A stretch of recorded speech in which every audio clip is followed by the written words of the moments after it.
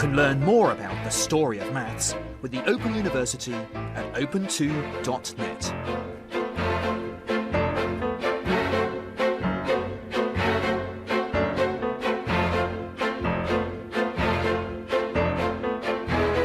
Next on BBC4, we're going beneath the waves at the Bermuda Triangle. Stay with us. Nice story of mathematics and nice story of algebra. I hope you people enjoyed. Okay, अब इसमें कुछ चीज़ें जो हमने learn की हैं मैं उनको थोड़ा सा रिकॉल भी करता हूँ और उससे रिलेटेड अगर हम थोड़ी सी एक्टिविटीज़ भी कर लें, ये जैसे पेजेस दे रहे हैं आपको, तो अच्छा होगा ताकि थोड़ी सी पार्टिसिपेशन भी हो जाए हमारी, ठीक है, क्योंकि after all it's also a kind of लम्स मैथ सर्कल जिसमें हम थोड़ी सी साथ कुछ स्मॉल एक्टिविटीज़ भी करते हैं. ओके, तो पहले तो ये है कि अभी तक हमने क्या सीखा. एंड पे जैसे हमने देखा कि ये बड़ा एक मशहूर सीक्वेंस है फिबोनाची का जो हमने सीखा, क्योंकि फिबोनाची के ज़रिए एक्चुअली जो मिडल ईस्ट और ईस्ट से जो नॉलेज था ना मैथमेटिक्स का वो ट्रांसफ़र हुआ, ये हिस्टोरिकली जैसे हमने देखा. और पर्टिकुलरली ये जो हिंदू अरेबिक न्यूमरल सिस्टम्स थे ये यूरोप में गए, क्योंकि उससे पहले वो रोमन सिस्टम वहाँ पे चलता था. तो इसको रियलाइज़ हुआ कि ये जो नंबर सिस्टम है ये ज़्यादा यूज़फुल है और पावरफुल है.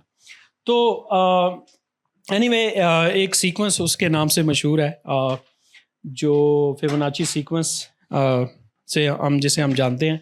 और इस सीक्वेंस के हवाले से यही है कि जो रैबिट्स हैं उनके हवाले से हमने देखा कि उसकी कैसे वो रिप्रोडक्शन होती है. अगर आप किसी जगह रैबिट्स की फॉर्म बनाएंगे, अब छोटा सा फॉर्म बना लें तो फिर इस फार्मूले से आप कैलकुलेट कर सकते हैं. तो ये इसका फार्मूला था. और टाइम जिस वक्त उसने ये सारी काम किया मैथमेटिक्स का वो ये था 1202. और अगर आप इन नंबर्स को नेचर के अंदर देखें, एक तो हमने रैबिट्स के केस में देख लिया कि रैबिट्स जो है इस तरह का सीक्वेंस फॉलो करते हैं, और भी बहुत सारी जगहों पे है आप इस सीक्वेंस को देख सकते हैं. पर्टिकुलरली जो फ्लावर्स हैं मुख्तलिफ, समटाइम्स उनकी पेटल्स डिफरेंट, जो नंबर ऑफ पेटल्स होती हैं वो या 2 होंगी या 3 होंगी या 5 होंगी. So one can see kind of these numbers in nature's, ठीक है. और एक और इसमें इंटरेस्टिंग यही है कि इनकी जो आगे वाले नंबर्स की जो रेशियो है ना, अगर आप कैलकुलेट करें नंबर्स की, लेट्स सपोज अगर आप 8 डिवाइडेड बाई 5 करें या 5 डिवाइडेड बाई 3 करें, कोई से भी 2 कंसेक्टिव नंबर्स, शू वाले नहीं, मीन्स आगे वाले नंबर्स, तो जो रेशियो होगी ना कोई से भी 2 नंबर्स की, ठीक है, बड़ा नंबर ऊपर रखना है और ये वाला नंबर नीचे, तो वो ये अप्रॉक्सीमेटली 1.6 आएगी, ठीक है. तो ये भी एक बड़ी मशहूर रेशियो है जिसे गोल्डन रेशियो कहा जाता है. और ये भी जो पुराने बहुत सारी बिल्डिंग्स हैं ग्रीक्स के ज़माने में भी और एंशियंट बहुत सारी बिल्डिंग्स, उसमें इस रेशियो को भी देखा जा सकता है, ठीक है. तो ये बड़ा अच्छा एक आइडिया था फिबोनाची का भी, और उसका जो उसने एक किताब लिखी थी, इस किताब का यहाँ पे तो जिक्र नहीं है, लेकिन मैंने एक छोटी स्टोरी मैंने भी बनाई थी, स्टोरी ऑफ अलजेब्रा, उसमें मैंने इसका जिक्र किया था. लिबर अबाची के नाम से उसकी एक बुक थी, उसमें ये उसने नंबर सिस्टम भी इंट्रोड्यूस करवाए थे.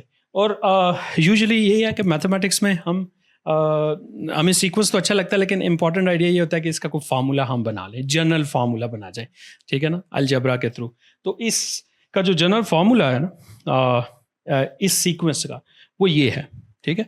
कोई भी जो टर्म होगी ना आप xn is equal to xn-1 plus xn-2, so ये एक जनरल फार्मूला है जिससे आप पूरे सीक्वेंस को ना डिस्क्राइब कर सकते हैं. क्योंकि जब आप सीक्वेंस बनाते हो ना तो एक जनरल टर्म होती है, उस जनरल टर्म का जो फार्मूला है ना वो आप कैलकुलेट कर सकते हो, ठीक है.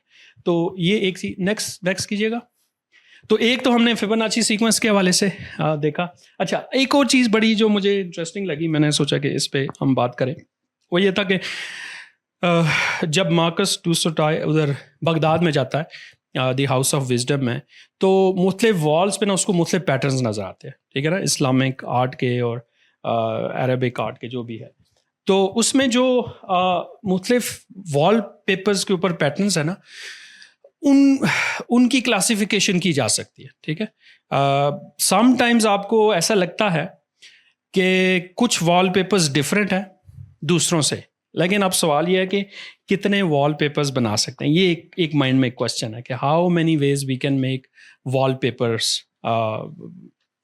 इन एनी गिवन, कोई प्लेन गिवन हो तो कितने वॉलपेपर्स बना सकते हैं। क्या गैस हो सकता है आपका? हाउ मेनी वेज हम किसी वॉल को वॉलपेपर कितने वेज से बना सकते हैं? इन्फिनिट वेज में। Any other gas? मतलब इन्फिनिट डिफरेंट वेज में बना सकते हैं। हाँ, कंडीशन ये है कि टेसिलेशन करनी है। मतलब फॉर एग्जांपल अगर आप ये फ्लोर देख लें या फिर अगर आप छत देख लें तो ये इस प्लेन की टेसिलेशन हुई है स्क्वेयर्स के साथ, ठीक है ना। एक स्क्वेयर बार बार रिपीट हो रहा है, तो ये काइंड ऑफ वॉलपेपर है इसका, ठीक है। इसी तरह के और भी बहुत सारे, ये एक वॉलपेपर है, ठीक है, जो आपको यहाँ पे नजर आ रहा है, ठीक है। एक आज पैटर्न है जो चल रहा है। अब how many ways you can do it? एक प्लेन को कितने डिफरेंट वे से आप इसे कहते हैं टेसिलेशन, ठीक है ना। एक टाइल्स कितने डिफरेंट वे से आप टाइल्स बना सकते हैं, टेसिलेशन कर सकते हैं वॉल की, या थ्रू वॉल पेपर्स आप कितने वे से कर सकते हैं। That's a question. तो हाँ, इट मस्ट फाइनाइट। एक ने कहा इन्फिनिट, ठीक है। अब ये इन्फिनिट तो काइंड ऑफ इंट्यूशन है, क्योंकि हमारे माइंड में है कि शायद बहुत सारे डिफरेंट वेज हैं, लेकिन मैथमेटिशियंस ने इसको क्लासीफाई किया हुआ है, ठीक है। और उन्होंने ये पूरा एक मैथमेटिक्स का पूरा प्रूफ है, इसके ऊपर पूरा एक रिसर्च पेपर है, आर्टिकल है, जिससे आप ये कर सकते हैं कि देयर आर ओनली 17, ठीक है, there are only 17 different wallpapers, और ये वो यहाँ पे हैं, ठीक है। 17 so ये 17 है, 17, ठीक है। कोई भी और इनके अलावा जो पैटर्न होगा ना, जो ये तो कुछ बताए हुआ ना, जब आप उसको स्टडी करेंगे, उसकी जो मेन जो प्रॉपर्टीज़ है, मतलब उसके अंदर ट्रांसलेशन यूज़ हो रही है, रोटेशन यूज़ हो रही है, या ग्लाइड रिफ्लेक्शन यूज़ हो रही है, वो जब कभी भी होगा ना, वो इन्हीं में से कोई हो रही होगी, ठीक है। ये एक तरीका है जिससे हम सिमेट्रीज को और पैटर्न्स को, ज्योमेट्रिक पैटर्न्स को क्लासीफाई करते हैं प्लेन के अंदर, ठीक है ना, 2 डायमेंशनल प्लेन के अंदर। तो ये एक बड़ा इंटरेस्टिंग था, जो हमने डॉक्यूमेंट्री में भी देखा था जब वो बगदाद में हाउस ऑफ विजडम में जाता है। इसी तरह मेरे ख्याल में स्पेन में अलहम्रा पैलेस है एक, वहाँ पे भी ये गया था जो प्रेजेंटर था डॉक्यूमेंट्री का, तो उसने वहाँ पे भी ये सारे पैटर्न्स देखे थे, और इसलिए वो उसको कहता था कि it's a palace of kind of symmetry, palace of symmetry, ठीक है, जिसमें आपको इस तरह के सारे वॉलपेपर्स नज़र आ सकते हैं, ठीक है। तो इन्फिनिट नहीं है, इन्फिनिटली मैनी वेज से आप बना सकते हो, लेकिन जब मैथमेटिशियन उसकी क्लासिफिकेशन करेंगे ना, तो वो जो टाइप्स होंगी ना, वो जस्ट 17 होगी। कोई भी वॉलपेपर आप के सामने आएगा, वो उसका जो फार्मूला होगा, या उसकी जो काइंड ऑफ सिमेट्रीज होंगी या ग्रुप्स होंगे उसके अंदर, या सिमेट्री ग्रुप बनेगा, जिसमें आप रोटेशन, रिफ्लेक्शंस या ग्लाइड रिफ्लेक्शंस या उनकी कॉम्बिनेशंस, वो इन्हीं में से कोई होगा, ठीक है। तो ये एक बड़ा इम्पॉर्टेंट कॉन्सेप्ट है ज्योमेट्री के हवाले से, और जो कि एंशिएंट वे में लोग यूज़ करते रहे, कि बाद में ये अभी रिसेंटली कुछ मैथमेटिशियंस ने इनको जब नई लैंग्वेज, जिसे हम ग्रुप थ्योरी कहते हैं, वो जब फाइंड कर ली, तो फिर उन्होंने इन चीज़ों को देखा कि अच्छा, ये जो पैटर्न्स थे जो पुराने लोग ड्रॉ करते रहे हैं, वो अल्टीमेटली 17 ही हैं डिफरेंट टाइप्स के, इससे ज़्यादा नहीं है 2 डायमेंशंस के अंदर। तो ये एक बड़ा इंटरेस्टिंग रिजल्ट था। इन्हें हम वॉलपेपर ग्रुप्स और टाइलिंग टेसिलेशंस भी कहते हैं, ठीक है। तो ये एक पूरी एक एरिया है मैथमेटिक्स के अंदर, ग्रुप थ्योरी, जिसमें हम सिमेट्रीज और डिफरेंट पैटर्न्स को स्टडी करते हैं, ठीक है। नेक्स्ट, ओके, चलें अब हम थोड़ी सी कुछ एक्टिविटीज़ करते हैं, क्योंकि हमने देखा कि इसमें हमने बहुत सारी एग्जांपल्स इस डॉक्यूमेंट्री के अंदर देखी, छोटी छोटी, जिसमें नंबर्स के हवाले से बहुत सारी एक्टिविटीज़ थी। तो चलें अब हम इस तरह की एक एक्टिविटी भी करते भी हैं, जिसमें बेसिकली वही उसी तरह का अलजेब्रा ही है जो कि डॉक्यूमेंट्री में हमने देखा भी है। फॉर एग्जांपल, मैं आपके इन ट्रिक से, इस तरह की कैलकुलेशन से, जो अभी मैं आपके साथ करने लगा हूँ, मैं आपकी जो बर्थडे है ना, मंथ और डे वो मैं गैस कर सकता हूँ अगर आप मुझे ये कैलकुलेशन करके दें. आपने मुझे नहीं बताना, आपने सिर्फ मुझे एंड रिजल्ट बताना है. ठीक है. सो अब कैसे करेंगे? आप कैलकुलेटर से कर सकते हैं. अगर आपके पास मोबाइल है तो आप मोबाइल यूज़ कर लें, या अगर आपने पेन से करना चाहते हैं खुद से तो आप ये कैलकुलेशन कर लें. सो इसको हम ऐसे शुरू करते हैं. It's very simple game. So start ऐसे करते हैं कि आपने जो भी मंथ आपका है, मंथ ऑफ बर्थ, ठीक है, let's say my month of birth is अप्रैल, तो 4 इसका मतलब होगा 4. तो आपने उस मंथ ऑफ बर्थ को किससे मल्टीप्लाई करना है? 4 से मल्टीप्लाई करना. ठीक है. अगर आपका अक्टूबर है, ये वाला मंथ 10th है, तो उसको 4 से मल्टीप्लाई करना है. ठीक है. कर लिया. ओके. अच्छा, उसके बाद नेक्स्ट स्टेप में क्या करना है आपने? वो जो नंबर अभी आपके पास आंसर आया उसमें 6 ऐड करना. ओके. अब ऐड हो गया. अब ये जो नंबर अब आपके पास आया है ऐड होने के बाद, इसको 5 से मल्टीप्लाई करना. कर लिया? I hope. अगर किसी ने किया तो रेज हैंड, तो फिर हम रुक सकते हैं. अच्छा, अब जो नंबर आया है आफ्टर मल्टीप्लाइंग 5, अब उसमें 2 ऐड कर लें. ठीक है. एक नया नंबर आ गया आपके पास. अब उस नंबर को दोबारा 5 से मल्टीप्लाई करें. ओके. और एंड पे, लास्ट पे आपने जो आपकी डे ऑफ द बर्थ है ना, एक तो मंथ ऑफ द बर्थ है और एक डे है.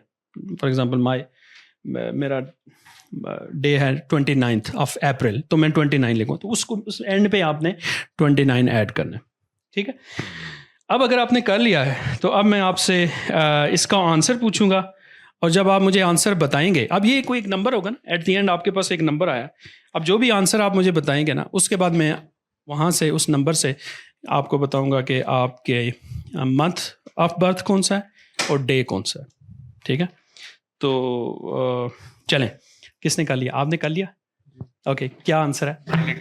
984. 984. अब ये मैं ट्रिक अभी आपको नहीं बताऊंगा कि मैं क्या करने लगा, और अगर मेरा आंसर ठीक हो गया तो ठीक है, और अगर सही ना हुआ तो इसका मतलब आपकी कैलकुलेशन ठीक नहीं है. ओके. सो 8 24. ओके. अगस्त में आपकी? Yeah. अगस्त में और 24. ठीक Yeah, है. right. अगस्त 24 है आपकी बर्थडे. ओके. नेक्स्ट. ये माइक लीजिएगा. 470. 470. 17? No, 70. 70. 470. ओके. अब मैं इसको ना इस पे अपना अलजेब्रा लगाता हूँ कि है आपका मार्च 10. ठीक है ना? Thank you. 10 मार्च आपकी डेट ऑफ बर्थ है. Okay. Very good. Any other would like to? जी. 773. Very good number. 773.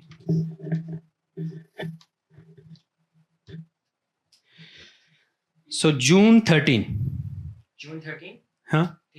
This is your birthday. Okay, very good. Anyone else would like to? 361. 361.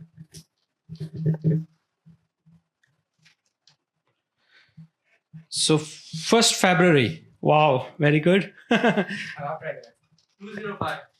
205.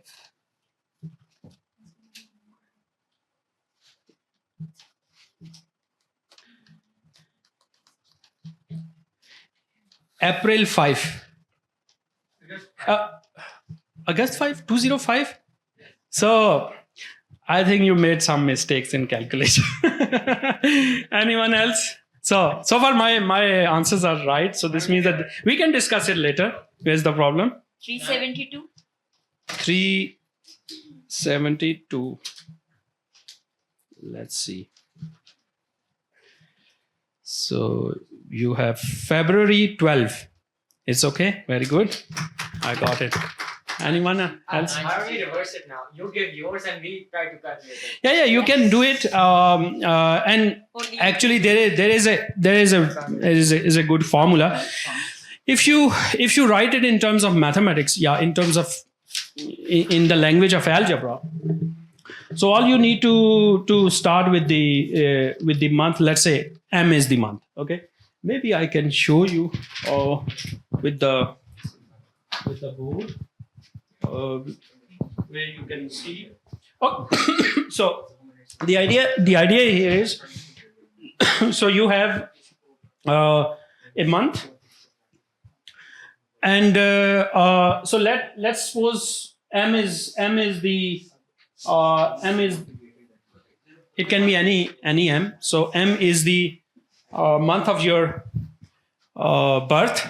So the next step was you need to multiply with 4, and then you need to add 6. You can do it on page also, and then the next step is to multiply it with 5.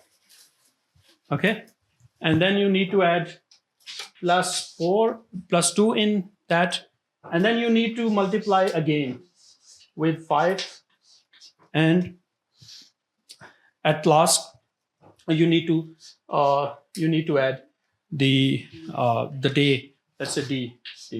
Now, if you solve this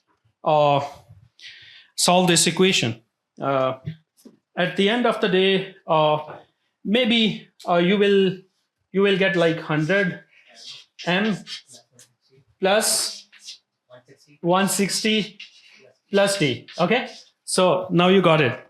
Okay, so इसके बाद जब आप मुझे answer बताते थे ना, जो भी नंबर, तो मैंने क्या करना है इनमें से, यस दैट्स वेरी गुड, सो मैंने इसमें से जस्ट 160 सब्सट्रैक्ट कर देना.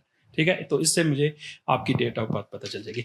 अब ये it's a very simple mental mathematics, means in the mind आप कर रहे हो, और बिहाइंड बेसिक जो एल्जेब्रा है वो हम यूज कर रहे हैं. ठीक है, तो ये बड़ी सिंपल एक इक्वेशन है, एक ही समहाउ वेरिएबल, बट 2 वेरिएबल्स भी लिख सकते हो, लेकिन ये इट्स ए लीनियर इक्वेशन. ठीक है, जिसमें M है और D है, और उससे आपके पास इक्वेशन बनेगी. So that was good, nice.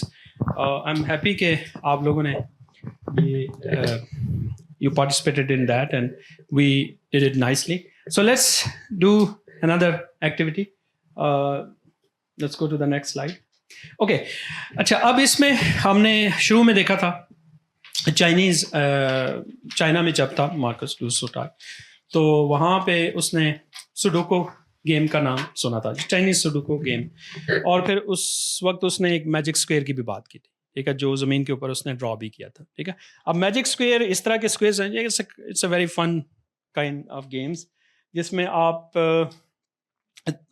3x3 magic square, 2x2 भी बना सकते हैं, वो तो बहुत ही आसान होगा अब बनाना, लेकिन 3x3 में थोड़ी सी एफर्ट है.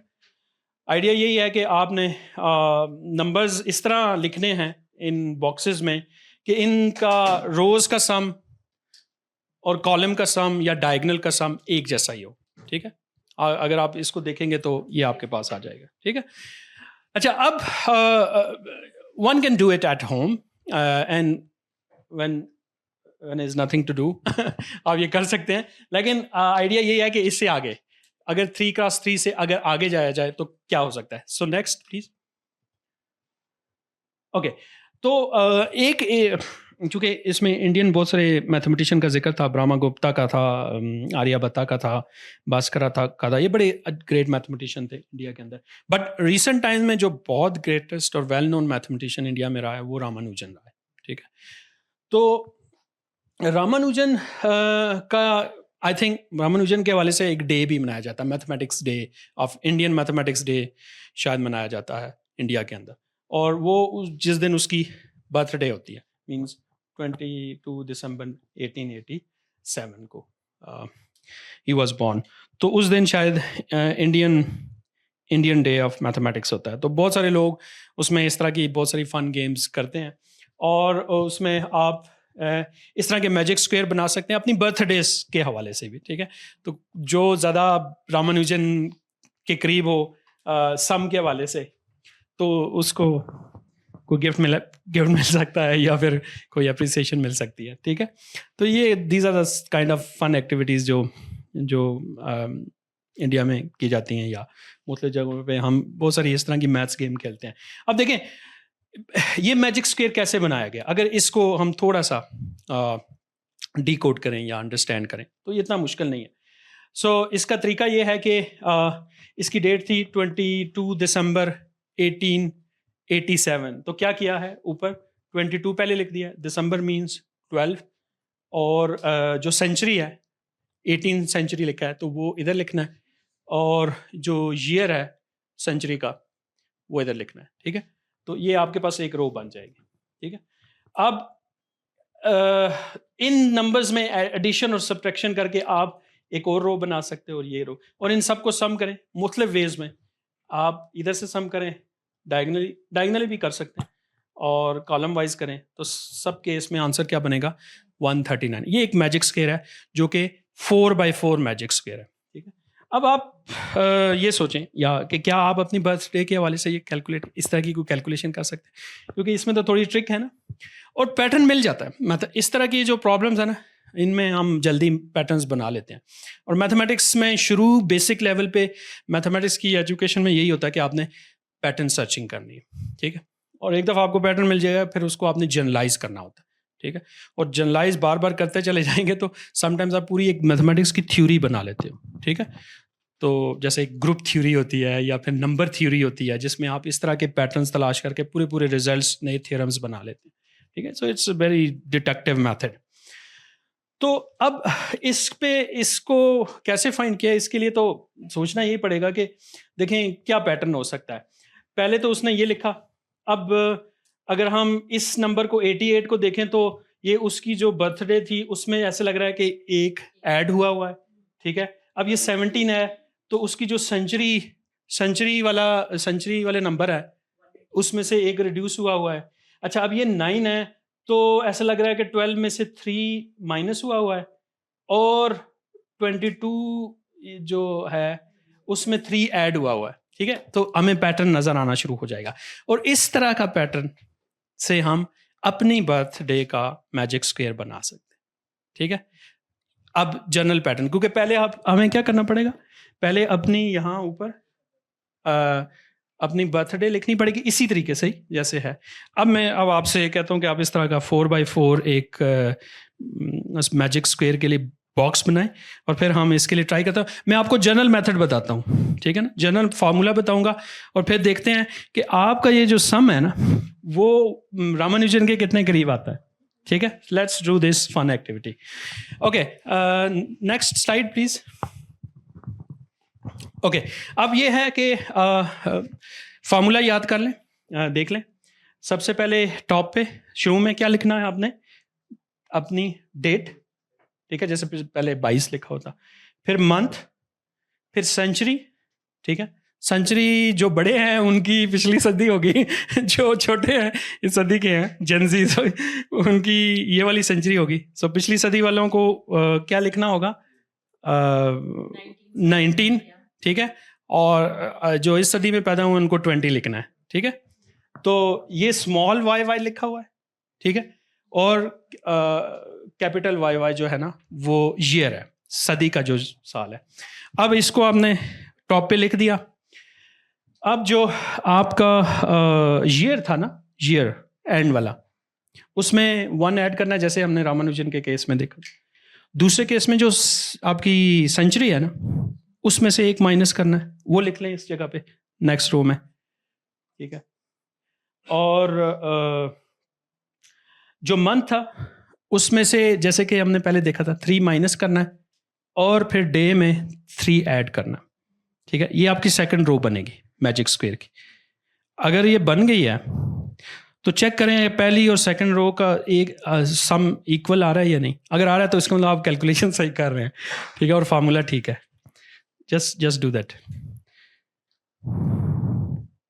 और मुझे जब आपको मालूम हो जाए तो मुझे आंसर बता दें ताकि मुझे पता चले कि ठीक। If you have question you can ask. Negative नहीं आएगा.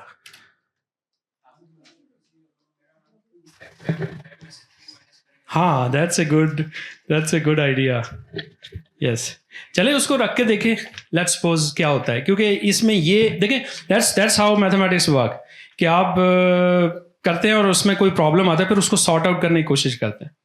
ठीक है, this how we do the error correction in mathematics. पर अगर नेगेटिव भी है तो then so what, overall sum ही करना है ना हमने, वो देख लेते हैं.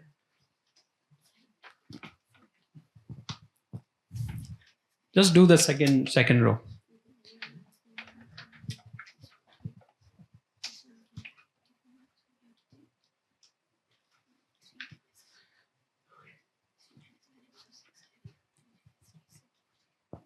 Rahman, are you done? Yeah, 49. What's your answer? 49. You are far away from Ramanujan. Are you happy or not? In both rows, you are 49 now. In both rows, it should be 49 in both rows. Yeah, both rows, column, diagonals, and square. Oh, you already got all the remaining. Okay, so that's very good. So this is how you can calculate your magic square from your birthday. Rows same. And what is the answer? 27. Still very, very far from Ramanujan. Ramanujan's sum is 139. 107. Wow, very good. Very good. Yeah. देखिए, अब second row आपने calculate कर लिया, इसी तरह आप बाकी रोज भी कैलकुलेट कर सकते हैं. So there could be some error, maybe आप जैसे बता रहे हैं नेगेटिव का. I got it with the negative as well. Okay, but Same, still same. Yeah. everything is okay. Yeah. That's okay. Then it's not a big problem, because there is no such restriction कि आप negative numbers नहीं डाल सकते. तो magic square बनाने का ना आज हमने एक बड़ी अच्छी ट्रिक सीख ली है इस हवाले से, एटलीस्ट 4x4 के हवाले से. और but mathematics is never like restricted to the small cases. ठीक है, तो हम आगे चलते चले जाते हैं. और ये मैथमेटिक्स का बड़ा एक इम्पॉर्टेंट स्टेप होता है, जिसमें आप जब कुछ बेसिक लेवल पे स्टेप्स कर लेते हो, you become like so happy and excited and you wanted to ask more, what's next. ठीक है, इससे आगे क्या होगा. और ये हमने स्टोरी जो हमने देखी थी उसमें भी देखा था, क्योंकि आपके पास सिंपल पहले इक्वेशंस थी, जैसे कि हमने वहाँ देखी एक लीनियर इक्वेशन. तो जनरल लीनियर इक्वेशन जैसे होती है ax + b = 0, उसके कितने सोल्यूशन होंगे? एक ही होंगे. ठीक है, फिर आप कहते हो कि अगर आपके पास ऐसी इक्वेशन जो लीनियर ना हो, क्वाड्रेटिक हो, तो क्वाड्रेटिक इक्वेशन के कितने सोल्यूशन होंगे? 2 सोल्यूशन. और ये अल-ख्वारिज़मी ने एक जनरल मेथड बताया था कि किस तरीके से अलजबरा से आप कर सकते हो. उससे पहले बहुत सारे और लोगों ने भी कैलकुलेशंस की हुई थी, लेकिन शायद जनरल मेथड या अलजब्राइक मेथड उस तरह का डेवलप नहीं हो पाया जिस तरह अलजबरा के हवाले से अल-ख्वारिज़मी ने कर लिया. ठीक है, इसलिए हम जो मॉडर्न मैथमेटिक्स है ना, अलजबरा को बहुत ज़्यादा यूज़ करते हैं. और अक्सर जब आप मैथमेटिक्स की बुक देखते हैं, वहाँ पे आपको XYZ नज़र आते हैं, आप घबरा जाते हैं, ये क्या है. ठीक है, but this is how we do like mathematics in advance level, क्योंकि फिर आप स्मॉल कैलकुलेशन से निकल के ना ज़्यादा एब्स्ट्रैक्शन में चले जाते हैं. ठीक है, और स्मॉल केसेस में भी ये चीज़ें ट्रू होती हैं, जैसे कि हमने इस पर्टिकुलर केस में भी देखा. तो जो सेकंड डिग्री इक्वेशन थी, वो तो बड़े आराम से उसका जनरल फार्मूला मिल गया. आपको पता है क्वाड्रेटिक इक्वेशन हो तो उसके 2 सॉल्यूशंस क्वाड्रेटिक फार्मूला से निकल आते हैं. तो नेक्स्ट स्टेप फिर क्या आता? नेचुरल क्वेश्चन ये था कि व्हाट अबाउट क्यूबिक इक्वेशन, ऐसी इक्वेशन जिसमें डिग्री 3 हो और जनरल फॉर्म हो, तो वो क्या हो सकती है. तो इस पे मुख्तलिफ लोग ट्राई करते रहे. उमर ख़याम ने ट्राई किया, उसका मेथड ज़्यादा ज्योमेट्रिक था. पहले उसका ये तरीका था कि उसने जनरल इक्वेशंस के ना बहुत सारे पर्टिकुलर केसेस बनाए थे. ठीक है, कि अगर आपके पास एक क्यूबिक इक्वेशन है, अगर ये कंडीशन हो, मींस सिंपल एक क्यूबिक इक्वेशन किस तरह की बन सकती है, तो बहुत सारा उसने केसेस बनाया और बहुत सारे केसेस उसने सॉल्व कर लिए, लेकिन जनरल फार्मूला उससे भी ना बन पाया. फिर इटालियंस आ गए, जैसे कि हमने देखा था फियोर था, उसके साथ टागलिया का मुकाबला होता था, और वहाँ पे उनके आपस में इसी तरह के कॉम्पिटिशन्स होते थे, जैसे कि फन गेम्स होती थी, और उसमें जो कोई जीत जाता था उसको कुछ इनाम मिल जाता या कुछ खाने को मिल जाता था. This is how they develop mathematics at that time. ठीक है, और लेकिन जनरल फार्मूला नहीं मिला, बड़े देर तक इस पे कोशिश होती रही, जैसे कि हमने देखा इस स्टोरी में भी. और बट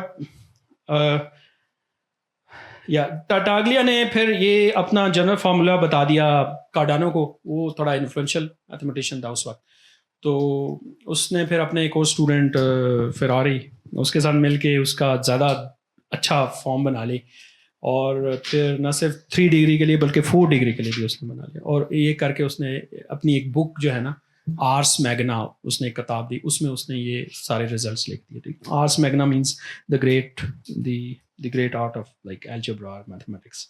ठीक है, तो ये स्टोरी वैसे मैंने यहाँ पहले भी 1-2 सेशन किए थे जिसमें मैंने ये स्टोरी ऑफ अलजेब्रा में इनको एक्सप्लेन किया था, और इस पर भी मैंने एक वैसे वीडियो भी बनाई हुई थी, स्टोरी ऑफ अलजेब्रा, जिसमें आप इस स्टोरी को दोबारा रिकॉल भी कर सकते हैं, जो कि हमने इस डॉक्यूमेंट्री में भी देखा है.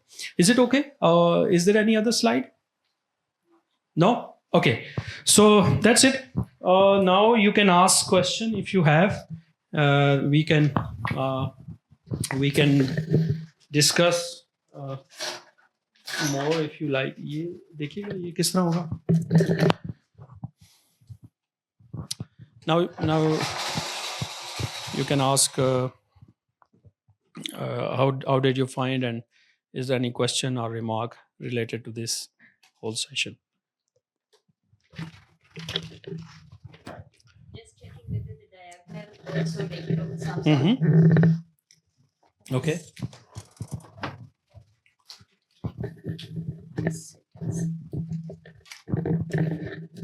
Sir thank you for a very interesting session. So अगर हम इसको स्पेशली मैप करें, so from China to India to Arab world to Italy, right? So now it's America I guess in recent times. देखें, हम ये तो नहीं कह सकते कि just America. Second world war के बाद काफ़ी हद तक कह सकते, लेकिन मैथमेटिक्स इंडिया में भी बहुत अच्छा होता रहा है. ठीक है, इस दौरान भी. और इंडिया के अंदर जो ट्रेडिशन केरला के स्कूल के हवाले से, तो आपको बहुत सारे वेल नोन नाम जो है वो मिल जाते हैं, जो कि ऑफ कोर्स वेस्ट में भी गए, वहाँ उन्होंने एजुकेशन ली और फिर वहाँ पे भी जाके उन्होंने काम किया. तो बहुत सारे अच्छे मैथमेटिशियंस इंडिया में भी रहे और बाहर भी जाते रहे और वो काम करते रहे. उनमें से एक बड़ी मशहूर फर्स्ट वर्ल्ड वार के दौरान रामानुजन किया है, बहुत वेल नोन. इसमें हमारे पास एग्जांपल है. अब हम ये नहीं कह सकते कि जस्ट अमेरिका है जिसमें ज़्यादा मैथमेटिक्स है. It's all over, it's everywhere. और रिस्ट्रिक्शन वैसे पहले भी नहीं थी मैथमेटिक्स की. ठीक है, ये तो वेरी वैसे पॉलिटिकली स्टेटमेंट हो जाती है कि मैथमेटिक्स के ये इंडियन मैथमेटिक्स है या ये अमेरिकन है या ये यूरोपियन है. इट्स वेरी पॉलिटिकल, क्योंकि mathematics is just it's a very एक काइंड ऑफ, इसमें यूनिवर्सैलिटी है और आइडियाज़ हैं, और समटाइम्स एक ही आइडिया मुख्तलिफ लोग मुख्तलिफ तरीक़ों से इन्वेंट करते रहे या डिस्कवर करते रहे. ठीक है, तो किसी हद तक कह सकते हैं, क्योंकि वहाँ पे जब आपके ज़्यादा इन्वेस्टमेंट होगी एजुकेशन में, मैथमेटिक्स पे या साइंसेस पे, तो उन जगहों पे ज़्यादा बात होगी. ठीक है, यूरोप में बहुत अरसे तक बहुत ज़्यादा इन चीज़ों पे इन्वेस्टमेंट होती रही है या फिर फोकस रहा है, तो इसलिए वहाँ पे बहुत ज़्यादा मॉडर्न मैथमेटिक्स वहाँ से निकला. फ्रांस, जर्मनी, जो इंग्लैंड है, यहाँ से बहुत ज़्यादा मॉडर्न मैथमेटिक्स आया. ठीक है, तो ये वही सिलसिला है जो अभी रुका नहीं है और हर तरफ ही है. Again it's a matter of priority कि आप कहाँ दे रहे हैं प्रायोरिटी. हमारे यहाँ अनफॉर्चुनेटली नहीं है और इसी वजह से we lack in these areas, but India is still better. China is still far better than lot of other countries, and they are like, I don't think there is much difference. Okay, हम कह सकें कि ये सिर्फ एक जगह पे ही हो रहा है. It's very like global activity now. Yeah. follow-up question to the one that the gentleman asked. Which national, students are doing their PhDs in mathematics? The most number of students from which country are China. doing PhDs in mathematics? in mathematics, yes, and research in mathematics? I don't know exactly, but maybe from China because of the population. Yeah, and they also have a lot of interest in these areas. Yeah, and So also is maybe, it back to China then? Yeah, you can, and maybe In a India, way. maybe India because they really like these subjects much. Yeah. So language was considered uniquely human, and machines could only autocorrect or spell check, etc. But now they can write original poetry, they can write original Yeah. speeches, right? Yeah. So you Based do on you s- mathematics, you measure mathematics again. So do you feel underlying mathematics. so just like large language models, do you see possible large mathematical models where machines can do original maths? Well, this is some people are. I think some people are doing this, but math is more than that. If you follow this this trajectory and this kind of development, you need to ask like more in a philosophical sense, and also how it happened. Yeah. So हम ये कहते हैं कि जो philosophy है mathematics के अंदर, उसके अंदर भी जो जब से लिंग्विस्टिक टर्न आई ना फिलॉसफी के अंदर, जब चीज़ों को रिड्यूस करना पड़ा और फिर डिकंस्ट्रक्शन भी शुरू हुई लैंग्वेज के हवाले से, तो फिर बहुत सारे लोगों ने इस पे काम करना शुरू किया कि फिर मैथमेटिक्स जो है वो किस तरह की लैंग्वेज है, क्या इसको भी हम गेम की तरह बना सकते हैं कि जैसे जस्ट रूल्स अगर सारे फाइंड हमें पता चल जाएं, ठीक है, तो उससे हम पूरा ही मैथमेटिक्स कंस्ट्रक्ट कर लें. तो this could be a dream and it could, क्या ये पॉसिबल है या नहीं. ये बहस शुरू जो पिछली सदी के शुरू में ना, ये बहस बड़ी मैथमेटिक्स के मुख्तलिफ जो सर्कल्स ना, उनमें बहुत ये ज़बरदस्त बहस चल रही थी. उनमें से एक मशहूर सर्कल जो है वो वियना सर्कल था, ठीक है, जहाँ से लॉजिकल पॉजिटिविस्ट और बहुत सारे लोग वहाँ से आए. तो और वो शायद चाहते भी थे कि ऐसा कुछ बना लिया जाए, ठीक है, क्योंकि मैथमेटिक्स की समहाउ फाउंडेशन स्ट्रांग थी उस वक्त तक, और वो समझते थे कि ऐसा कर सकते हैं. रसल ने इस पे काम शुरू किया, एक और मैथमेटिशियन था फ्रेगा, उसने इस प्रोजेक्ट पे शुरू किया और फिर इसको लॉजिक के साथ, मंतक के साथ लिंक करने की कोशिश की, ठीक है, और मंतक और फिर लैंग्वेज का आपस में एक बड़ा गहरा ताल्लुक है. अब ये सारी बातें ना फिलॉसफी ऑफ मैथमेटिक्स में जा रही हैं, ठीक है, और एनालिटिकल फिलॉसफी में जा रही हैं. तो ये बहस जब आगे चलती रही तो बहुत सारे ना इसमें प्रॉब्लम फिलोसॉफिकल थे जो मैथमेटिक्स के पुराने सदियों से चल रहे थे, ठीक है, जैसे कि इन्फिनिटी का कुछ प्रॉब्लम्स थे जो कि हमने इस स्टोरी में भी देखा था कि जब आप 0 से 1 तक चलते हैं तो कितने कितने स्टेप्स तक आप 1 तक पहुंच सकते हैं. जैसे वो पहले आप हाफ पे आते हैं, फिर 1/4 है, फिर 1/8 है, 1/16 है. तो इस तरह तो आपकी ये इन्फिनिट टाइम्स आप मूव कर सकते हो, लेकिन ये तो एक पैराडॉक्स हो जाएगा, और ये पैराडॉक्स जो है काइंड ऑफ फिलोसॉफिकल और लिंग्विस्टिक पैराडॉक्स है, ठीक है. लेकिन मैथमेटिक्स जब कैलकुलस बन गया, एनालिसिस बन गया, तो पता चला कि इस तरह की जो सीक्वेंसेस बनते हैं ना, या इस तरह की जो सीक्वेंस के बाद जो सीरीज़ बनती हैं, उसका अगर हम लिमिट ले लें अप टू इन्फिनिटी, तो इसका आंसर 1 आ सकता है. तो वो फिलोसॉफिकल प्रॉब्लम जो था वो रिजॉल्व हो जाता है इस तरीके से, ठीक है, जो लैंग्वेज की वजह से आया हुआ था. तो इस तरह बहुत सारे लैंग्वेज के प्रॉब्लम ना सॉल्व हुए, लेकिन कुछ नए प्रॉब्लम क्रिएट हो गए, ठीक है. जो रसल का जो प्रोग्राम था और जो मंतक के लोगों का प्रोग्राम था, वो उसमें बड़े इश्यूज खड़े हो गए. और उनमें से जो कुछ मैथमेटिशियन थे, जैसे डेविड हिल्बर्ट बड़ा मशहूर था, उसने फिर ये कहा था कि देखें, बज़ाहिर ऐसा लग रहा है कि हम एक theory of everything in mathematics बना लेंगे, ठीक है, कि जिससे हम बस सब कुछ ही फाइंड कर लेंगे, और वो मैथमेटिक्स कंप्लीट भी होगा, कंसिस्टेंट भी होगा, और हाँ एक फॉर्मल वे में ना, फॉर्मल एक्सिमेटिक वे से आप पूरा एक सिस्टम बना लेंगे, ठीक है. तो बहुत सारे जो इश्यूज थे फिलोसॉफिकल लिंग्विस्टिक्स की वजह से भी वो दूर हो जाएंगे। ये हिल्बर्ट का एक बड़ा अच्छा ड्रीम था, बड़ा अच्छा प्रोजेक्ट था उसका। इसलिए उसने शुरू में 1900 में एक जब कॉन्फ्रेंस हुई थी कांग्रेस ऑफ मैथमेटिशियन, उसमें उसने पूरा एक एजेंडा सेट किया था मैथमेटिक्स का फ्यूचर के हवाले से, कि मैथमेटिक्स का फ्यूचर किस तरह का हो सकता है। उसमें उसने बहुत सारे मशहूर प्रॉब्लम्स भी अपने पेश किए थे, और जिनमें से काफ़ी सॉल्व हो गए, एक दो रह गए हैं, उन पे अब मिलियन प्राइज़ भी रखे हुए हैं, कोई सॉल्व कर ले। तो ये उसका प्रोजेक्ट था। लेकिन इस प्रोजेक्ट में प्रॉब्लम आया था जब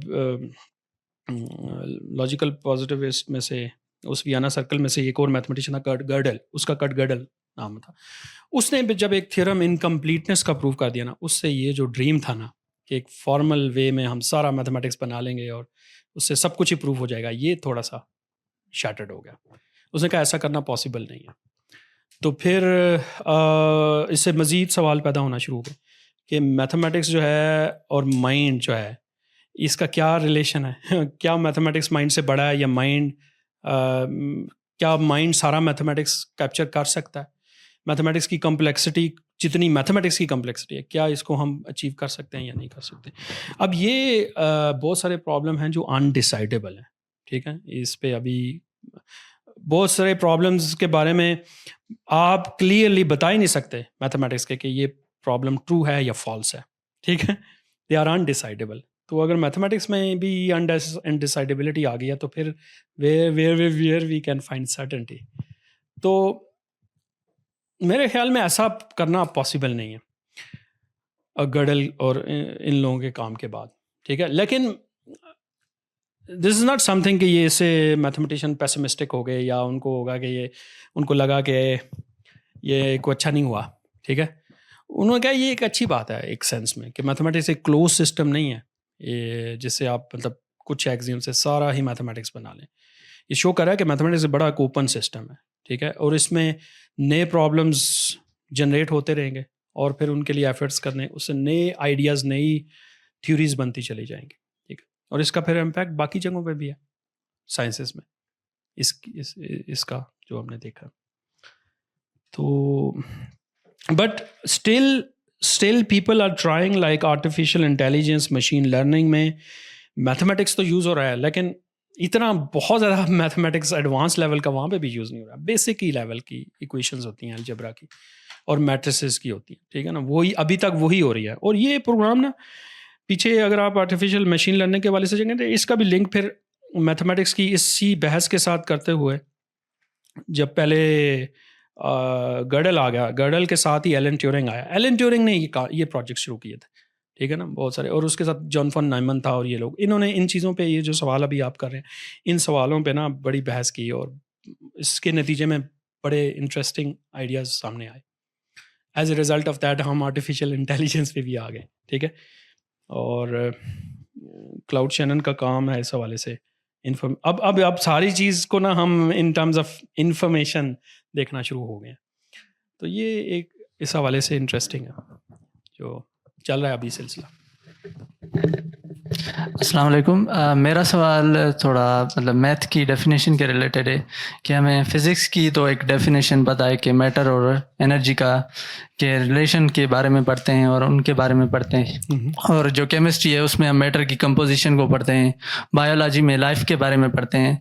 तो मैथ की कोई ऐसी बेसिक डेफिनेशन है या इस तरह की अभी तक कोई सामने नहीं आई?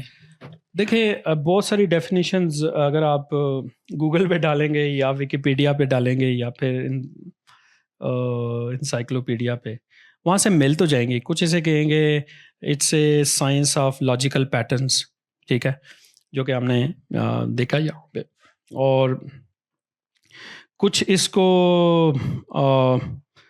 Abstract science of abstract ideas के तौर पे देखेंगे। उसमें भी फिर मुख्तलिफ स्कूल ऑफ थॉट्स हैं।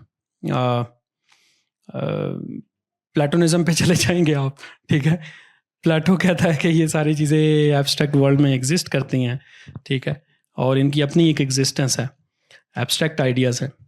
तो अब इट डिपेंड्स ऑन यू कि how you approach this philosophically. अगर आप एरिस्टोटेलियन काइंड ऑफ फिलोसोफर हैं तो आप इसको नेचर के हवाले से भी देख सकते हैं कि ये एक ऐसी साइंस है जो हम नेचर्स या जो फिज़िकल बहुत सारे फिनोमेनास हैं उसको ऑब्ज़र्व करके एक नॉलेज कंस्ट्रक्ट करते हैं.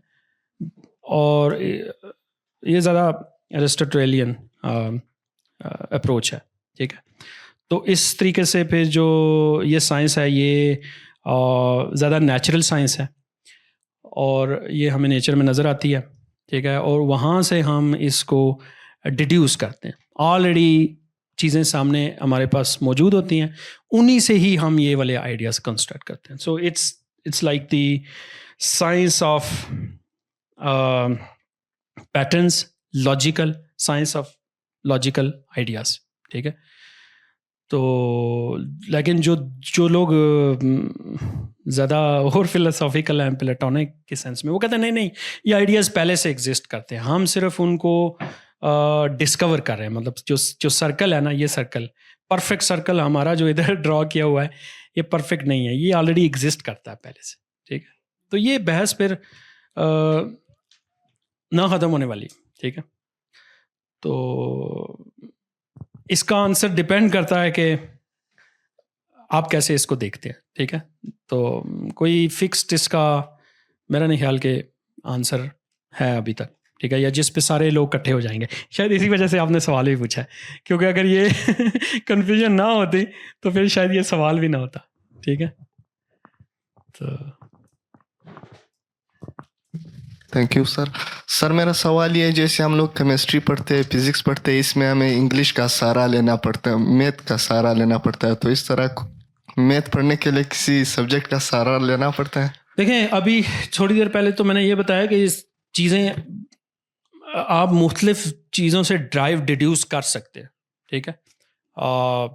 और ऐसा होता रहा है. ठीक है. मिसाल के तौर पे कैलकुलस जो है न्यूटन ने फॉर इट्स ओन सेक नहीं डिस्कवर किया था या बनाया था. वो एक प्रॉब्लम था जो फिजिकल प्रॉब्लम, ग्रेविटी का प्रॉब्लम था या स्पेस टाइम का प्रॉब्लम था. तो वहाँ से आपको उन प्रॉब्लम्स को आप जस्ट फिलोसॉफिकली सॉल्व नहीं कर सकते जो थे. ठीक है. उनका सोल्यूशन फिर यही था कि आप उसके लिए मैथमेटिक्स बनाएं. ठीक है. तो इसलिए कैलकुलस बन गया. लाइबनिज़ ने भी बना लिया कैलकुलस और न्यूटन ने भी बना लिया, क्योंकि ये पहले बहस कर रहे थे बहुत सारे फिलोसॉफिकली. और ये बहस थोड़ी सी पीछे जाएंगे ना तो ये बहस वो डेकार्ट से भी शुरू हो जाती है. वैसे तो प्लेटो से आती है, उसके बाद फिर डेकार्ट मॉडर्न वर्ल्ड में डेकार्ट से शुरू होती है, रेने डेकार्ट में. ठीक है. तो उसने स्पेस का कॉन्सेप्ट उसका था जो मैथमेटिकल स्पेस का था. ठीक है. कि जिसमें आप कार्टीजियन कोऑर्डिनेट्स बनाते हैं, डेकार्ट की वजह से कार्टीजियन एक्स और वाई एक्सिस प्लेन बना लेते हैं. लेकिन इस स्पेस में टाइम नहीं है. ठीक है. अब टाइम जो है वो डालने वाला न्यूटन है बीच में. ठीक है. तो स्पेस के अंदर टाइम डाल दिया तो फिर स्पेस टाइम बन गई, जो स्टेज बन गई हमारी. ठीक है. अब ये जो स्पेस टाइम की ये स्टेज है, इसके अंदर मैटर है, सारा एनर्जी है, और इससे हम मॉडलिंग कर सकते हैं, मैथमेटिकल वर्ड को समझ सकते हैं. ठीक है. इस मैथमेटिकल मॉडलिंग से. ठीक है. ऐसे बीच में कांट की भी कुछ बातें हैं जो वही कहता है कि यार ये तो स्पेस टाइम पहले से ए प्रायोरी एग्जिस्ट करती हैं या नहीं, क्योंकि बच्चे को भी पता तो होता है ये स्पेस है और ये टाइम है. अगर वो at least they have people kids have this sense. ठीक है. तो क्या ये पहले से एग्जिस्ट करते हैं या फिर थ्रू नॉलेज आता है, एजुकेशन थ्रू रीजनिंग आती है.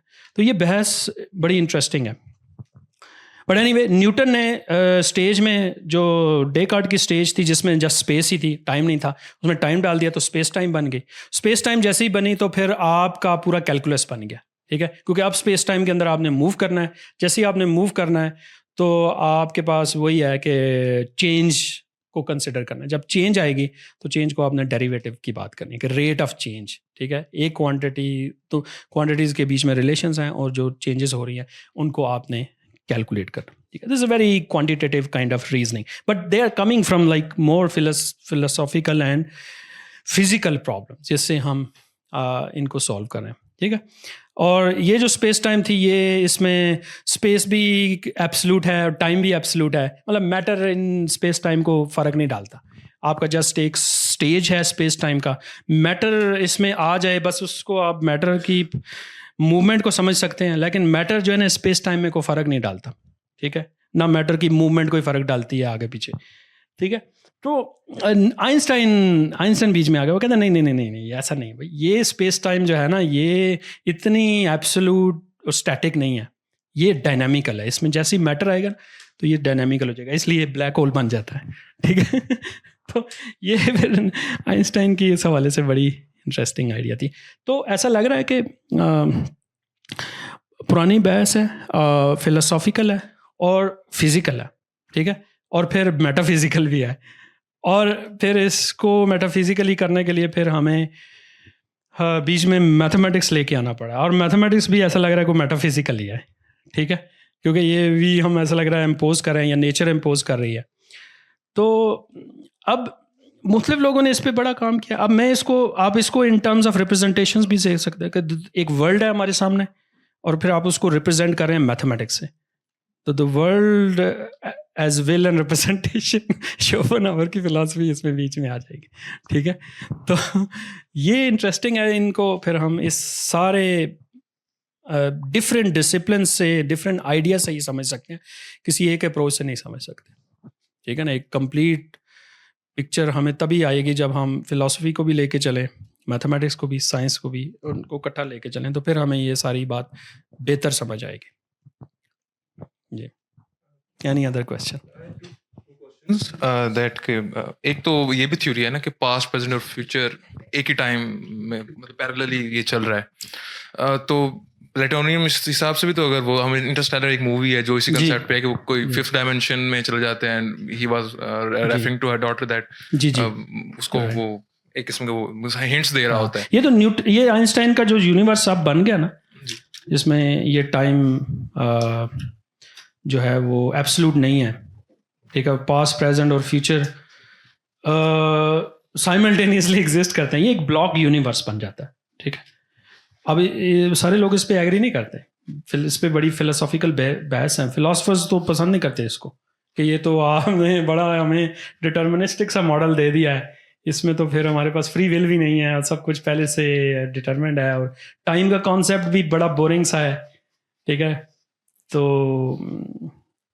इस पे वो फिर बहुत सारी बहस करते हैं, ठीक है, क्योंकि फिर ये जो टाइम है ये आपका ज़्यादा मैथमेटिकल है या काइंड ऑफ क्वांटिटेटिव है, सब्जेक्टिव नहीं है टाइम इस, ठीक है, लेकिन एक सब्जेक्टिव एक्सपीरियंस भी है टाइम का जो हमें चेंज से पता चलता है। तो एंड सर सेकंड वन के हम मैथ्स को समझते हैं कि it's the language of the universe, जैसे डिफाइन हो रहा है यूनिवर्स, डिफाइन होता जा रहा है मैथ्स के थ्रू, या भी तो हाउ इज दिस पॉसिबल? तो इस तरह से भी तो वो चीज़ डिफाइन होती है कि कोई हमें वो हिंट्स मिल रहे हैं कि मैथ्स वर्ल्ड तो ऑलरेडी एग्जिस्ट करता था, टाइम तो एग्जिस्ट करता था, ग्रेविटी तो एग्जिस्ट करती थी, लेकिन ये तो हमने प्रूव करना स्टार्ट हुई तो हमें पता चला कि ये मैथ्स है इसके पीछे। अब देखिए ये एक बड़ी स्ट्रॉन्ग मोटिवेशन है इस चीज़ पे ऐसी कंक्लूजन निकालने की, क्योंकि हमें ये पैटर्न्स नजर, और ये पैटर्न्स की वजह से, पैटर्न रिकग्निशन की वजह से, जैसे ही हम नेचर के अंदर पैटर्न्स होते देखते हैं ना, हम कहते हैं देयर इज सम रीज़न जिसकी वजह से ये हुआ है, ठीक है, और फिर हम उसको ट्रेस करते करते खैर बिग बैंग तक पहुंच गए हैं। तो बहुत सारे जो मॉडल्स हैं वो हमें बहुत सारी जगहों पे तो मैथमेटिक्स ही लीड करता है ना, जहाँ पे हमारा फिजिकल ऑब्जर्वेशंस ख़त्म हो जाती है वहाँ पे तो फिर आपको मैथमेटिकल इक्वेशन से ही चलना पड़ता है, उन्हीं की बेस पे चलना पड़ता है। फॉर एग्जांपल जो पॉल डेरॉक जैसे लोग थे जिन्होंने मैथमेटिक्स को बहुत ज़्यादा वैल्यू इस हवाले से दी है कि ये असल फिर रियलिटी जो है ना वो मैथमेटिकल है, ठीक है। और उसकी जो गैलीलियो कहता है कि ये लैंग्वेज है, ठीक है। अब लैंग्वेज जब आप यूज़ करते हैं ना, फिर इसका मतलब ये कि हाँ ये हमारी इन्वेंशन है, मतलब ये जैसे आम तरह की लैंग्वेज है, लेकिन ये आम तरह की लैंग्वेज नहीं है, ठीक है। अगर ये आम तरह की लैंग्वेज होती तो फिर तो जैसे इंडिया की अपनी लैंग्वेज है, चाइना की अपनी लैंग्वेज है, ग्रीक्स की अपनी लैंग्वेज है, तो फिर सबकी अपनी लैंग्वेज होती ना, फिर इसमें यूनिवर्सैलिटी ना होती। तो ये उस तरह की लैंग्वेज नहीं है जिस तरह हम एक्सप्लेन करने की कोशिश कर रहे हैं। तो फिर I mean this is how like universe is going on, ठीक है। तो ये ऐसे ही है। अब ये बहस तो फिर अगेन फिलोसॉफिकली बन जाएगी। तो मैं तो इस सेंस में अभी भी जो प्लेटोनिस्ट वाले साइड के लोग हैं उनके साथ ही एग्री करता हूँ, क्योंकि मैं भी इससे ज़्यादा कन्विंस्ड हूँ इस थॉट से, क्योंकि otherwise I don't have a very good reason to deny this also. ठीक है, दिस इज़ नॉट इनफ के ये जस्ट हमने इन्वेंट किया है। अगर इन्वेंशन इतनी आसान होती तो फिर सारे एक कंक्लूजन पे क्यों पहुंच रहे हैं। मतलब अप्रोच इज़ डिफरेंट है, लेकिन एंड रिजल्ट सबका एक जैसे ही है। जैसे कि हमने अभी एक्सरसाइज भी देखी है कि आप टेबल बना रहे हैं लेकिन फार्मूला सबका एक ही है। ठीक है, तो ये बड़ी अच्छी इंटरेस्टिंग बहस है जो चल रही है, ख़त्म नहीं हुई। ठीक है, और वर्ल्ड मज़ीद मैथमेटिकल बना दिया। जो इस वक्त हमने करंट वर्ल्ड बना दिया ना, वो ज़्यादा मैथमेटिकल सिमुलेटेड वर्ल्ड बना दिया, और उसके पीछे वही सारा बेसिक मैथमेटिक्स यूज़ करके, हाँ वो मशीन लर्निंग हो या फिर कंप्यूटर हो, तो फिर मुख्तलिफ हाइपोथेसिस यहाँ से आ जाएंगे कि क्या यूनिवर्स एक सिमुलेशन है। कभी कभी लगता है कि ये सिमुलेशन है। ठीक है, क्योंकि आजकल सिमुलेशन हर तरफ हो रही है। मेटा वर्ल्ड है एक, हाँ मेटा वर्ल्ड है। This long philosophical discussions and very interesting. मुझे पूछना कि मैथ के जो बेसिक एक्सियम्स होते हैं, how do you know, how do you falsify them? How do you know if one is correct or not? No, falsify नहीं होते। वो हमने बेसिक एक्सियम्स, ये सवाल होना चाहिए कि वो बनाते कैसे हैं। एक दफ़ा वो आपने एज्यूम कर लिया, फिर तो आपने उसी पे ही चलना है। ठीक है, और उसकी बेस पे आपने डिटेक्शन करनी है, पूरी थ्योरी आपने जो बनानी है। ठीक है, प्रॉब्लम सिर्फ ये होता है कि वो बनाए कैसे हैं। ये एक बड़ा लॉन्ग प्रोसेस होता है जिसमें आपको लॉजिकल वही पैटर्न्स ढूंढने होते हैं एक सिस्टम के अंदर। ठीक है, और फिर देखना होता है कि कौन सी ऐसी प्रॉपर्टीज़ हैं जो पूरे हर जगह पे ट्रू हो रही हैं। ठीक है, मिसाल के तौर पे इनमें भी हम इसको फॉल्सिफाई तो देखें काउंटर एग्जांपल से ही करेंगे ना। फॉल्सिफाई तो काउंटर एग्जांपल से ही करेंगे। जैसे ही वो काउंटर एग्जांपल मिल जाएगी तो फिर वो एक्सियम नहीं रहेगा। ठीक है, मिसाल के तौर पे मैं आपको इसकी सिंपल मिसाल यही दे सकता हूँ कि अगर आपके पास देखें ना, कोई से 3 नंबर हो, कोई एक नंबर ए हो और एक नंबर बी हो और एक सी हो। ये 3 नंबर्स हैं, कोई से भी 3 नंबर अपने माइंड में। ठीक है, अब हम इनको एसोसिएट कर सकते हैं, ए प्लस बी प्लस सी। ठीक है, कैन यू प्रूव दिस? ठीक है, इसको हम प्रूव कर सकते हैं। आप प्रूव नहीं करेंगे, आप इसको सिर्फ वेरीफाई करेंगे। ठीक है, इसका प्रूफ नहीं है। आप कितने नंबर्स के लिए इसको वेरीफाई कर सकते हैं? ठीक है ना, आप बार बार चेक करते रहेंगे, लेकिन आप इसको प्रूफ नहीं कर सकते। ये सिर्फ वेरीफाई कर सकते हैं पूरा कंप्लीट लॉजिकल प्रूफ नहीं है आपका। तो चूंकि हम इसको प्रूफ नहीं कर सकते और बज़ाहिर हमें हर जगह हर नंबर्स के लिए ये प्रॉपर्टी ट्रू होती नजर आती है। ठीक है, इसलिए हम एक्सियम कहते हैं। ये बेसिक एक्सियम है, एसोसिएटिव प्रॉपर्टी जिसे हम कहते हैं, ये बेसिक एक्सियम है। इसको सिर्फ आप वेरीफाई कर सकते हो कोई से 3 नंबर्स लेके, और इन्फिनिट नंबर्स के लिए भी आप ट्राई कर लो ना, फिर भी आप ये नहीं कह सकते मेरा प्रूफ है या ये मेरा प्रूफ है। प्रूफ नहीं है ये, फिर अब आपका एक्सियम बन जाएगा। तो associative property of numbers is an axiom. ठीक है, और इस तरह के और एक्सियम्स बना के ना हम पूरा एक मैथमेटिकल स्ट्रक्चर खड़ा करते हैं।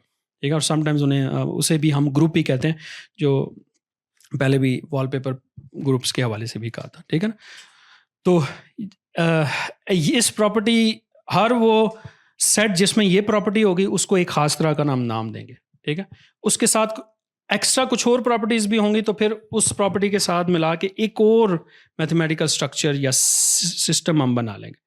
ठीक है, जब मैंने कहता हूँ मैथमेटिकल स्ट्रक्चर, तो इसका मतलब एक सेट जो कुछ प्रॉपर्टी सेटिस्फाई। ठीक है, तो उन फिर सेट्स का मुख्तलिफ नाम है। अगर बेसिक प्रॉपर्टी है तो समटाइम्स हम उसे ग्रुपाइड कहते हैं। फिर अगर एक्स्ट्रा ये प्रॉपर्टी उसमें ऐड हो जाए तो फिर उसे हम मोनाइड कहते हैं। ठीक है, तो मुख्तलिफ इन स्ट्रक्चर्स को करते करते फिर हम ग्रुप पे चले जाते हैं। ग्रुप से भी बात आगे नहीं चलती, ग्रुप से फिर आप मज़ीद एक्स्ट्रा प्रॉपर्टीज़ डालते चले जाते हैं, इस तरह के एक्सियम्स, और नए स्ट्रक्चर बनाते, तो अलजेब्रा आपका बन जाता है। तो अलजेब्रा जो है ना, अलजेब्रा एक तो वो एक एक ऐसी फील्ड है जिसमें हम एक्स वाई जी के साथ खेलते हैं। मैथमेटिशियंस के मुताबिक अलजेब्रा इटसेल्फ एक स्ट्रक्चर है, मैथमेटिकल स्ट्रक्चर है, एक सेट है जिसके अंदर ये प्रॉपर्टीज होल्ड करती, तो वो अलजेब्रा की एब्स्ट्रैक्ट डेफिनेशन है। और उन अलजेब्रा से फिर हम छोटी वाली एग्जांपल्स ले लेते हैं, और सिर्फ छोटी वाली एग्जांपल नहीं है, उन्हीं अलजेब्रा से बाज़ दफ़ा हम फिजिक्स वाली एग्जांपल भी निकाल लेते हैं। जैसे वेक्टर स्पेस है, वेक्टर स्पेस वाली, तो वेक्टर स्पेस जो होता है ना वो बिलियन ग्रुप होता है, every vector space is a billion group. लेकिन जो फिजिसिस्ट को पसंद है वो वही वाला है जो जिससे वो फिजिक्स के हवाले से प्रॉब्लम सॉल्व करता है। लेकिन मैथमेटिशियंस के लिए ये vector space just particular vector space है। और same the concept with the dimension. तो फिजिकल डायमेंशंस हमारे पास 3 हैं या 4 हैं टाइम को मिला के, but mathematicians are not restricted to these just 4 dimensions. They just jump to n dimension and not just n, they go to the infinite dimensions. ठीक है, तो उसमें नीचे वापस आने का सिंपल तरीका यही है कि n को 3 पुट कर दें या 4 पुट कर दें तो आप नीचे वाले लेवल पे आ जाएंगे। ठीक है, पर लॉजिकली तो आपने कंस्ट्रक्शन कर ली ना, जो कि कंप्लीट लॉजिकल बेसिस पे, एक्सियोमेटिक बेसिस पे आपका स्ट्रक्चर है जिसकी सारी प्रॉपर्टीज आप सेटिस्फाई करते हैं। तो this is how it works. You got it? Some idea? Satisfying? To some extent. Okay, very good. अब बाकी satisfaction का यही है कि इस तरह की चीज़ें तब ज़्यादा satisfying होती हैं जब हम इस process से खुद होके गुजरते हैं, मतलब बार बार ये practice करते हैं। जैसे कि अभी हमने कुछ activities की हैं तो फिर आपको थोड़ा feel हुआ है कि ये mathematics इस तरह के चलता है। तो जैसे जैसे आप आगे चलोगे ना, इन चीज़ों को मज़ीद abstract way में, mathematical way में समझोगे तो फिर आपको ये शायद मेरी बात बेहतर समझ आ जाएगी। बट क्योंकि समटाइम्स लैंग्वेज होती है, लैंग्वेज से हम चीज़ों को एक्सप्लेन नहीं कर पाते सही तरीके से। लिमिटेशन ऑफ आवर लैंग्वेज है। ठीक है, sometimes we know something but we can't convey that, और अगर कन्वे कर भी लें लेकिन अगले ने तो, जो दूसरा बंदा है उसने अपने हिसाब से उसकी इंटरप्रिटेशन करनी है। ठीक है, तो these are the problem of the language. इस तरह के प्रॉब्लम से का सोल्यूशन फिर ये होता है कि आप खुद उस प्रोसेस में से हो के उस चीज़ को समझें। तो जब आप उस प्रोसेस से गुजरोगे तो फिर बहुत सारी जो चीज़ें मिसिंग हो जाती हैं ना, जो समझ नहीं पाती, वो भी समझ आना शुरू हो जाती हैं। सर आपने एजुकेट किया था कि 17 टाइलिंग ऑप्शंस हैं 2D स्पेस के अंदर, सो 3D स्पेस के अंदर कितने टाइलिंग ऑप्शंस हो सकते हैं? हाँ, मुझे अभी याद नहीं है, मुझे सिर्फ ये बात याद है कि मेरे एक दोस्त है केमिस्ट्री के, ठीक है, कायद आज़म यूनिवर्सिटी में, आजकल वो शायद जापान में होते हैं, रिसर्च करते हैं, PhD है। तो उनसे मेरी एक दफ़ा बात हुई थी। वो कहते हैं ये जो आपके वॉलपेपर ग्रुप्स हैं ना 2D में, ये हमारे इतने इंटरेस्ट के नहीं हैं, बट इस तरह के जो 3D में हम स्ट्रक्चर्स बनाते हैं ना, वो हमारे काम के हैं, क्योंकि उससे हम ना क्रिस्टलोग्राफी करते हैं।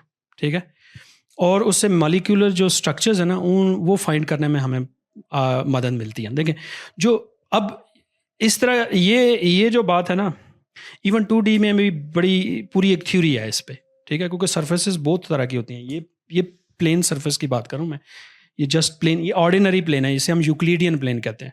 आप इस प्लेन को जस्ट चेंज करेंगे ना, यूक्लिडियन से स्फेरिकल कर देंगे, टाइलिंग चेंज हो जाएंगे। ठीक है, और अगर आप इस सरफेस को स्फेरिकल के बजाय हाइपरबोलिक कर देंगे ना, उस वहाँ पे और तरह की टाइलिंग होगी। तो 2D में भी बड़े इंटरेस्टिंग केसेस हैं जो मैथमेटिशियंस ने काफ़ी हद तक स्टडी कर लिए हैं या क्लासीफाई कर लिए हैं। ठीक है, और मेरे ख्याल में स्फीयर के केस में फाइनाइट है। स्फीयर अगर आप स्फीयर के ऊपर टाइलिंग करेंगे ना, वो भी फाइनाइट आएगा।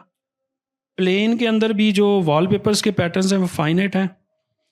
ठीक है, ग्रुप्स इन्फिनिट हो सकते हैं, पूरे ग्रुप्स इन्फिनिट हो सकते हैं, but I am not sure. मुझे इसको दोबारा रिकॉल करना पड़ेगा, क्योंकि ये एक टेसिलेशन का बड़ा इंपॉर्टेंट प्रॉब्लम है, और ग्रुप थ्योरी में इन चीज़ों को स्टडी किया जाता है। अगर आप टेसिलेशन लिखेंगे ना, लेट्स सपोज, और साथ मैथमेटिक्स लिखेंगे, तो वहाँ पे आपको वो ग्रुप थ्योरी के साथ लिंक्ड हो जाएंगे, और मुख्तलिफ ग्रुप्स बनते हैं जिन्हें हम बेसिक लेवल पे, जो ईजी टाइलिंग होती है ना बेसिक लेवल की, या तो वो स्क्वायर से होगी या उससे पहले कम जो इजी है वो ट्राइंगल से होगी।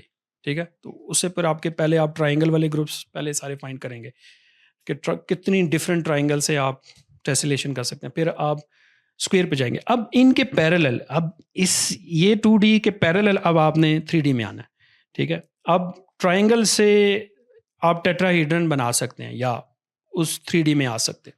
तो जब टेट्राहीड्रन बनाएंगे ना, तो टेट्राहीड्रन का जो केमिस्ट्री में मॉडल बनेगा, लेट्स सपोज CH4 बन सकता है या CH3 बन सकता है। I am not sure, I am not chemist, but CH3 अक्सर होता है, ठीक है, जिसमें कार्बन मॉलिक्यूल सेंटर में होता है और 3 हाइड्रोजन मॉलिक्यूल्स एंड पे होते हैं। तो वो उसकी ना डिफरेंट रोटेशंस और डिफरेंट मूवमेंट से आप उसके केमिकल स्ट्रक्चर के बारे में जानते हैं, उस मॉलिक्यूल के बारे में। आपके जो आपका इस वक्त मेरे पास एग्जैक्ट आंसर नहीं है कि 3D में कितने पॉसिबल वेज में हम क्या कर सकते हैं, जो आपने पूछा था टाइलिंग। हाँ 3D में ना कितने डिफरेंट वेज में टेसिलेशन की जा सकती है। क्यूब से तो बड़े आराम से की जा सकती है। देखें, आप बहुत सारे क्यूब्स बॉक्सेस बनाने, पूरी स्पेस की आप टेसिलेशन कर लेंगे। क्या इस तरह की टेसिलेशन टेट्राहीड्रन से की जा सकती है? देखना पड़ेगा, आई एम नॉट श्योर, ठीक है। अब आप 3D के ना सरफेसेस पे आ जाएंगे और आई एम नॉट श्योर कि आप क्यूब से तो मैं श्योर हूं कि आप कर सकते हैं। क्यूब के अलावा सफ़ीर से आप नहीं कंप्लीट टेसिलेशन कर सकते, क्योंकि सफ़ीर को एक दूसरे के साथ मिलाएंगे ना, बीच में गैप आ जाएगा और वो गैप सफ़ीर से नहीं फिल अप हो रहा, किसी और शेप से बन रहा है। तो सफ़ीर से भी आप नहीं कर सकते। फिर क्या आप पेंटागन से कर सकते हो? पेंटागन्स को सारी जोड़ से। तो ये एक बड़ा इंटरेस्टिंग 3D का प्रॉब्लम है और केमिस्ट्री वाले इसको फिजिकली पर्सपेक्टिव से, केमिकल पर्सपेक्टिव से समझने की भी कोशिश करते हैं। अभी मेरे पास आपके सवाल का सही आंसर नहीं है, sorry, but I will look at it and I will follow that. कि कितने हैं, आई एम नॉट श्योर। हो सकता है 17 हो सकता है फाइनाइट हो सकता है इन्फिनिट हो, I am not sure at the moment. Sir एक और क्वेश्चन कर सकता हूँ? यस। सो मैथ्स की जो एजुकेशन स्टार्ट होती है वो हम बच्चों को करते हैं नंबर से 0 1 2 3 9, राइट? और there are different systems, hexa, binary, but then decimal has survived, right? So गिनती, काउंटिंग, नंबर्स मुख्तलिफ हैं। यहाँ पे 1 2 3 कहते हैं, कहीं और 1 2 3 कहते हैं, कहीं और कुछ और कहते हैं वगैरह।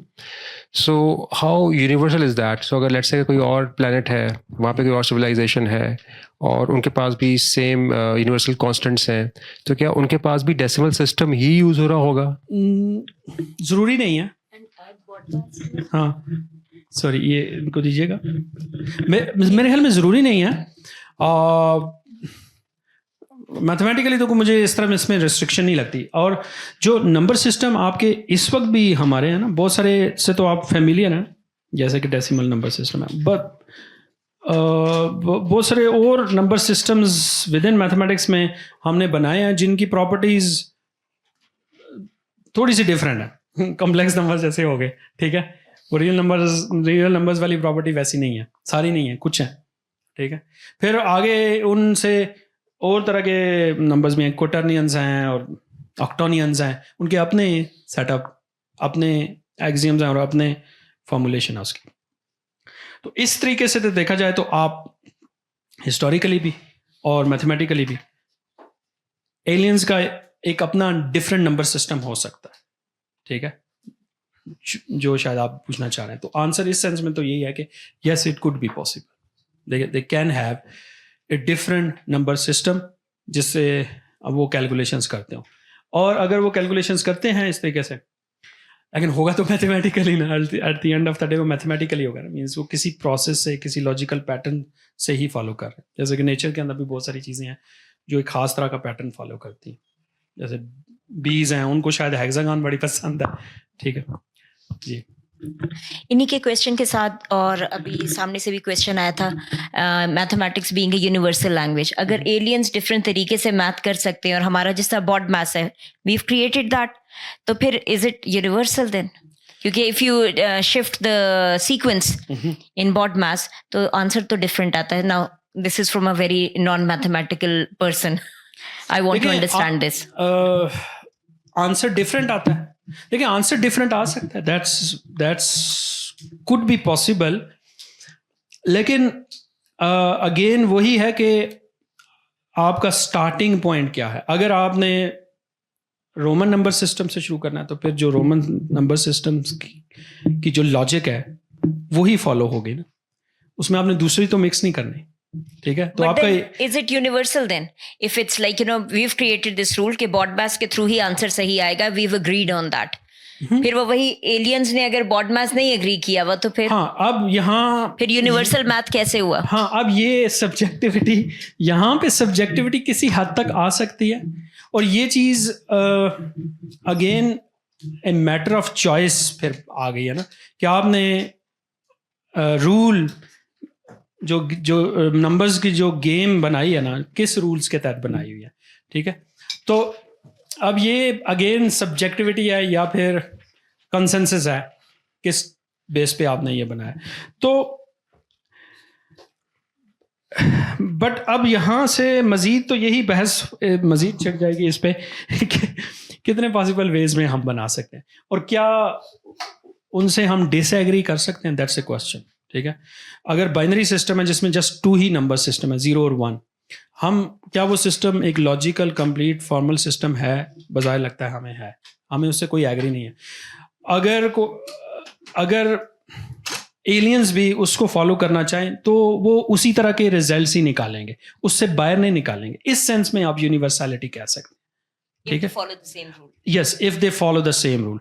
और अगर एलियंस ऑलरेडी कोई अपना सिस्टम फॉलो कर रहे हैं तो अगर हम भी वही वाला फॉलो करेंगे तो हम भी उसी तरह के रिजल्ट्स पे पहुंचेंगे जिस पे वो ही पहुंचे हैं, ठीक है, मोर और लेस, ठीक है। कोई ऐसा नहीं है कि हम हमारे रिजल्ट्स में ना कोई कंट्राडिक्शन हो गए, ठीक है। तो एक गिवन डोमेन में गिवन सेट ऑफ एक्सियम्स की बेस पे आप एक तरह के ही रिजल्ट्स निकालेंगे। So in that sense it's a kind of universality. और चूंकि हम सारे ह्यूमंस हैं ह्यूमंस अगर एंडेवर के पर्सपेक्टिव से देखें, इसलिए हम इस पे यूनिवर्सैलिटी लेके आ रहे हैं। अंदाज डिफरेंट है लेकिन results at the end same ही आ रहे हैं। राइट एंगल ट्राइंगल के लिए पाइथागोरस थ्योरम सबका एक जैसा ही है, ठीक है। यूक्लिडियन स्पेस के अंदर सारे रिजल्ट सबके एक जैसे ही आ रहे हैं, उसमें हमारा इख्तिलाफ नहीं है, वो लॉजिकल डिडक्शन से ही निकल रहा है। स्पेस चेंज करेंगे, जगह चेंज करेंगे तो फिर नए रिजल्ट्स आ सकते हैं, लेकिन उन पे भी फिर हम एग्री करेंगे ना, क्योंकि हम उन रिजल्ट्स को एक खास लॉजिकल सिस्टम से बिल्ड करके लेके आए हैं ना, तो उनसे हम डिसएग्री तो क्योंकि वहाँ पे फिर अगेन हमारी लॉजिक और हमारा जो एक्सिमेटिक सिस्टम है, फॉर्मल सिस्टम है, वही हमें लीड कर रहा है। But yes, so still more philosophical questions. Yes, I think not satisfying. इससे फिर ये बात ड्राइव हो जाती है कि एलियन सिविलाइजेशन और ह्यूमन सिविलाइजेशन, ऑब्वियसली उनके पोइट्स बहुत फ़र्क होंगे, हिस्टोरियंस बहुत फ़र्क होंगे, फिलोसफर्स बहुत फ़र्क होंगे, बट मैथमेटिशियंस दोनों सिविलाइजेशन के अलॉन्ग द सेम लाइन सोच रहे होंगे, कह सकते हैं। और आई मीन इस पे बहस मज़ीद की जा सकती है ठीक है, क्योंकि जब आपका स्पेस ही चेंज हो जाएगी, स्पेस पे भी डिपेंड करता है ना, स्पेस टाइम।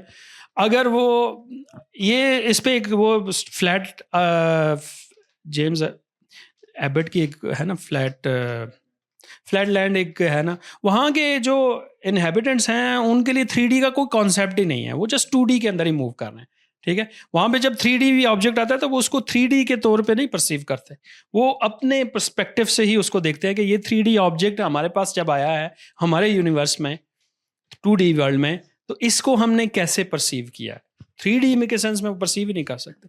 तो अगर वो हायर डायमेंशंस में मैथमेटिक्स परसीव कर रहे हैं तो हम नहीं कर पा रहे, तो फिर तो डेफिनेटली हमारी एग्रीमेंट नहीं हो पाएगी। वो हमें समझाने की कोशिश करेंगे लेकिन हमारा ब्रेन वैसा परसीव नहीं कर पाएगा कि वो क्या कह रहे हैं, क्योंकि हमने सिर्फ अपने 3D के हिसाब से ही देखना। यस, तो इसलिए तो मैथमेटिक्स तो फिर फिजिकल यूनिवर्स पे इस लिहाज से ना डिपेंडेंट उस तरह नहीं है। और मैथमेटिशियन ने इस तरीके से तो जो मैथमेटिकल वर्ल्ड कंस्ट्रक्ट किए हुए हैं, हो सकता है एलियंस उन्हीं में से ही किसी को फॉलो कर रहे हो, उससे बाहर नहीं निकल सकते वो भी, ठीक है। तो इसका ये एक इंटरेस्टिंग इम्प्लीकेशंस हो सकती है, ये जवाब हो सकता है। Good, any other one? Okay, so maybe we can discuss later if there is any other. Okay, thank you.